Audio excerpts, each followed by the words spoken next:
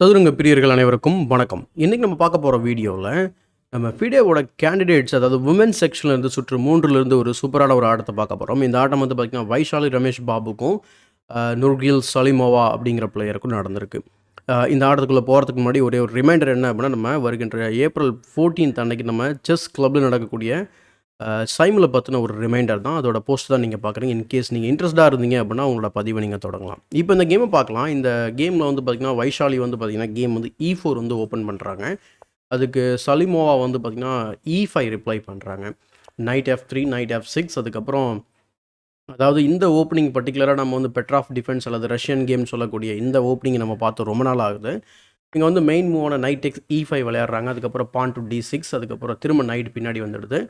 அதுக்கப்புறம் night E4. Night E4க்கு அப்புறம் இங்கே மெயின் மூவ் வந்து பார்த்திங்கன்னா பான் to D4.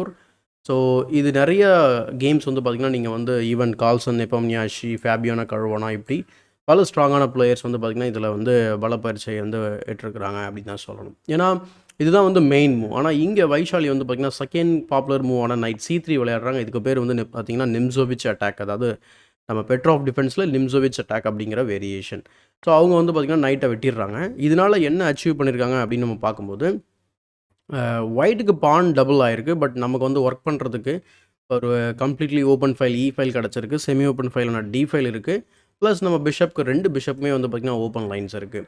So bishop E7 ஒரு classical development move. Bishop E3 நான் இந்த இடத்துல வந்து பார்த்திங்கன்னா queen D2 queen side castling பண்ணிவிட்டு பான்ஸ் அட்வான்ஸ் பண்ணுறது ரொம்ப ஒரு வழக்கமான ஒரு விஷயமா இருக்கும் நிம்சோவிச் அட்டாக்கில்.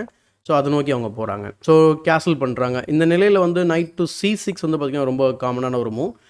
Queen to D2 queen bishop E7 E6. அதுக்கப்புறம் castles queen D7 king B1 and then game continues. அப்புறம் வந்து கிங் சைடில் இருக்கக்கூடிய பான்ஸ் அட்வான்ஸ் பண்ணி பான் ஸ்டாம்ப் பண்ணுவாங்க.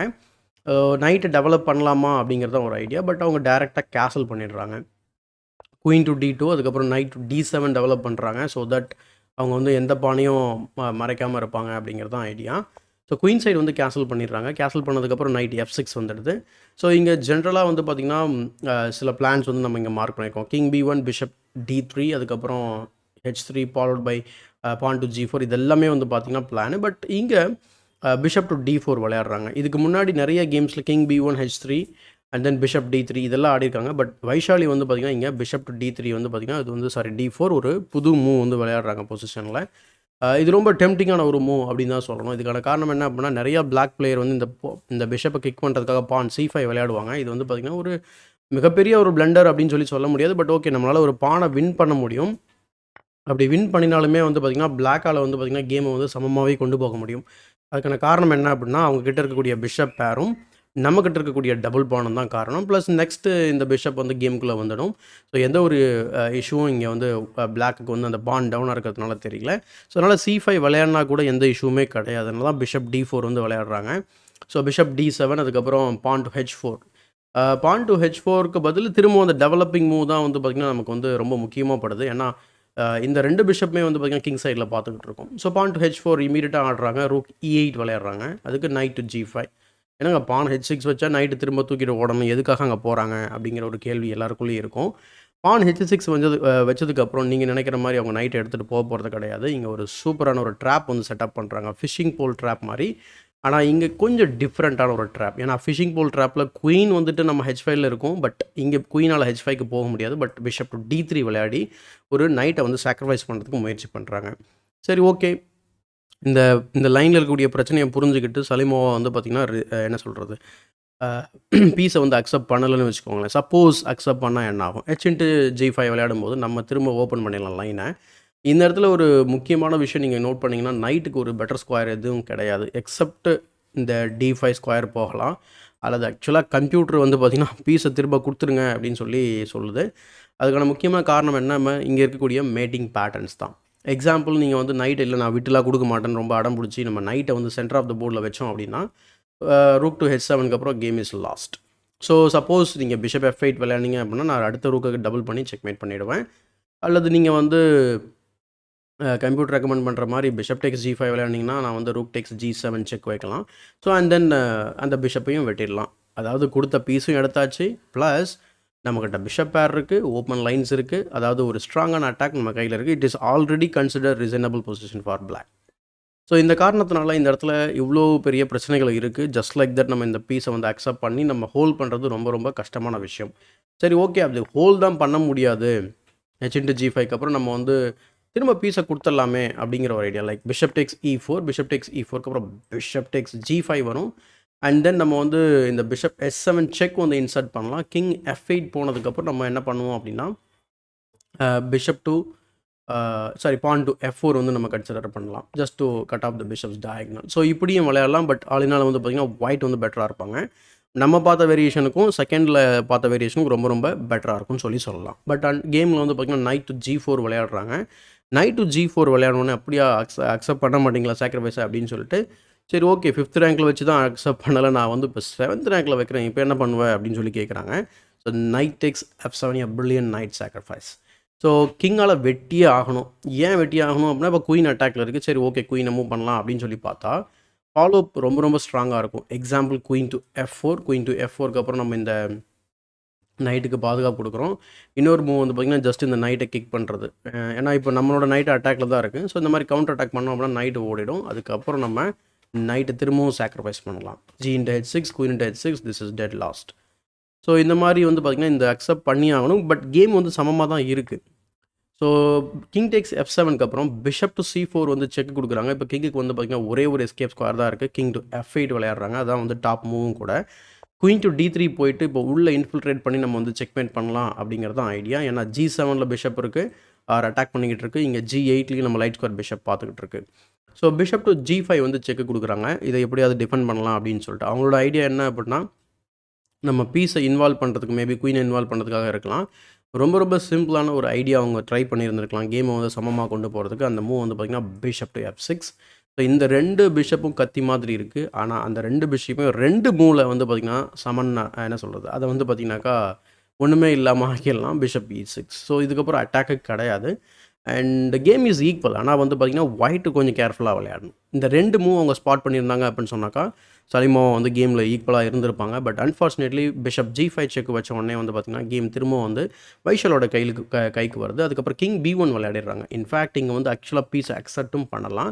ஏன்னா குயின் டேக்ஸ் G5 செக் ஒன்றும் பெருசாக பண்ணாது. கிங் B1க்கு அப்புறம் ஆல்ரெடி நம்ம கொடுத்த பீஸை எடுத்துட்டோம். ப்ளஸ் வந்து பார்த்திங்கன்னா நம்ம பிஷப் பேர் ரொம்ப ஸ்ட்ராங்காக இருக்குது. ஸோ ஆலினால் வந்து பார்த்திங்கன்னா white is better. So king B1 வந்து விளையாடிடுறாங்க. திரும்ப கேம் சமனடையுது. Knight to E5. Knight to E5 திரும்பவும் இவங்களுக்கு ஒரு வாய்ப்பை ஏற்படுத்தி கொடுக்குது. அதனால பிஷப் டெக்ஸ் E5 விளையாடுறாங்க. ஏன்னா அவங்களோட பீஸும் அட்டாக்ல தான் இருக்குது அப்படிங்கிறதுனால. ஸோ பிஷப் டெக்ஸ் E5க்கு திரும்ப பிஷப் வந்து அவங்க F6ல் வச்சு காப்பாற்றுறாங்க. அல்லது இங்கே நம்ம அக்செப்ட் பண்ணோம் அப்படின்னு சொன்னாக்கா சிம்பிளாக H/G5, குயின் டெக்ஸ் G5, அடுத்து குயின் டெக்ஸ் D7 வரும். ரொம்ப சிம்பிளான ஒரு டாக்டிக்ஸ் தான். ஸோ பிஷப் F6 விளையாடுறாங்க. அதுக்கப்புறம் பிஷப் டெக்ஸ் D6 செக்கு, another brilliant பிஷப் சாக்ரிஃபைஸ். ஏன்னா இந்த இடத்துல இருக்கக்கூடிய பிஷப்புக்கு ஒரே ஒரு பாதுகாப்பு தான் இருக்குது. நம்மக்கிட்ட இங்கே இந்த பேட்டரி இருக்குது அப்படிங்கிறது தான் ஐடியா. ஸோ C/Takes D6 விளையாடனோடனே செக் வைக்கிறாங்க. செக் வச்ச உடனே குயினால் பிளாக் பண்ணுறாங்க. அதுக்கப்புறம் குயின் டெக்ஸ் D7 திரும்ப அந்த பீஸை ரீகேப்சர் பண்ணிடுறாங்க.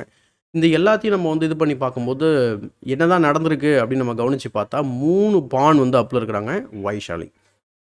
இந்த இடத்துல இன்னும் ஒரு மூவ் நம்ம வந்து யோசனை பண்ணமோ, ரூக் E7 விளையாடினா நம்ம பிஷப்பை பாதுகாப்புக்கலாமோ அப்படிங்கிற ஒரு idea.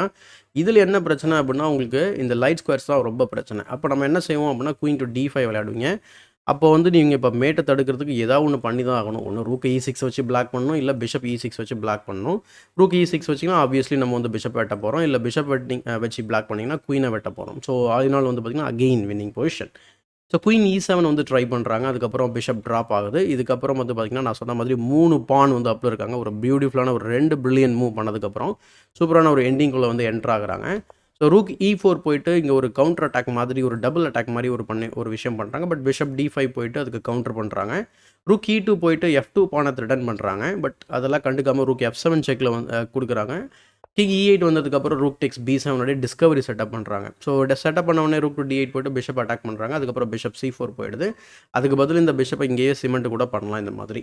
So bishop to C4, அதுக்கப்புறம் ரூக் D2, அதுக்கப்புறம் ரூக் E1 செக். அடுத்த ரூக், அதாவது ஃபைனலாக வந்து பார்த்திங்கன்னா ஹெச் ரூக் கேமுக்குள்ளே வருது. பட் அந்த ரூக்கு இன்வால்வ் பண்ணாமலே வந்து பார்த்திங்கன்னா வின்னிங் பொசிஷன் அச்சீவ் பண்ணிட்டாங்க. அது ரொம்ப பெரிய விஷயம். கிங் டு F8, அதுக்கப்புறம் கிங் டு C1 த்ரெட்னிங் கிடையாது, ஜஸ்ட்டு கிங்கை வந்து பார்த்திங்கனாக்கா இன்வால்வ் பண்ணுறதுனால ஆக்சுவலாக த்ரெட் தான் சாரி. ஏன்னா பிஷப் டு D3 வந்து பார்த்திங்கன்னா சம்டைம்ஸ் இந்த பானுக்கு பாதுகாப்பு கொடுத்ததுக்கப்புறம் பிஷப் டு D3 வந்து பார்த்திங்கன்னா த்ரெட்டாக இருக்கும். ஸோ அதனால் ரூக்கை காப்பாற்றிட்டு ஓடிடுறாங்க. அதுக்கப்புறம் ரூக்கை ட்ரேட் பண்ணுறாங்க. பண்ணதுக்கப்புறம் G3. ஸோ ஃபைனலாக அந்த வீக் பானை கன்சாலிடேட் பண்ணுறாங்க. அதுக்கப்புறம் bishop E7 porn to H5. அதுக்கப்புறம் bishop to C5 attacking F2. ஆக்சுவலாக அது ரியல் அட்டாக் கிடையாது. ஏன்னா நம்ம வந்து எப்போனாலும் வின் பண்ணிடலாம். ஸோ ரூக் டு E5 போகிறாங்க. திரும்பவும் நீங்கள் வெட்ட முடியாது பிகாஸ் ஆஃப் த 4 F7ல் வந்து பார்த்திங்கன்னா பிஷப் இருக்குது. So there is no rook F7. So bishop B6 போயிடுறாங்க. அதுக்கப்புறம் A4க்கு அப்புறம் 33வது மூலம் இந்த இடத்துல தான் நுர்கில் சலிமோவை வந்து பார்த்திங்கன்னா ரிசைன் பண்ணிடுறாங்க. வைஷாலிக்கு ஒரு சூப்பரான வின். அண்ட் இதுக்கு முன்னாடி ஆட்டத்தில் தோல்வி அடைஞ்சிருந்தாங்க. அந்த தோல்வியை வந்து பார்த்திங்கனாக்கா சரி செய்கிறதுக்கு இமீடியட்டாக ஒரு பவுன்ஸ் பேக், எப்படி ப்ரக் வந்து பார்த்திங்கன்னா ஒரு தோல்விக்கு அப்புறம் திரும்ப ஒரு வெற்றி அடைஞ்சாரோ அந்த மாதிரி இவங்களும் வந்து பார்த்திங்கன்னா 3rd ரவுண்ட் வந்து வின் பண்ணியிருக்கிறாங்க. 4th ரவுண்டில் திரும்ப ட்ரா இருக்குது. ஸோ அப்படியே அவங்களோட ரிசல்ட், அதாவது ப்ரக்கோட ரிசல்ட்டும் வைஷாலியோட ரிசல்ட்டும் ஒரே மாதிரி இருக்குது. என்ன நடக்குது அப்படிங்கிறத பொறுத்து இருந்து பார்ப்போம்.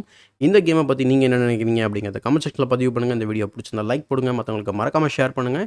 இன்னும் நம்ம சேனலை சப்ஸ்கிரைப் பண்ணல அப்படின்னா சப்ஸ்கிரைப் பண்ணிட்டு பெல் பட்டனை ப்ரெஸ் பண்ணி வச்சுக்கோங்க. இதே மாதிரியே ஒரு பயனுள்ள வீடியோவுடன் உங்களை சந்திக்கும் வரை உங்களிடமிருந்து விடைபெறுவது உங்கள் சதுரங்க சாணக்கியன்.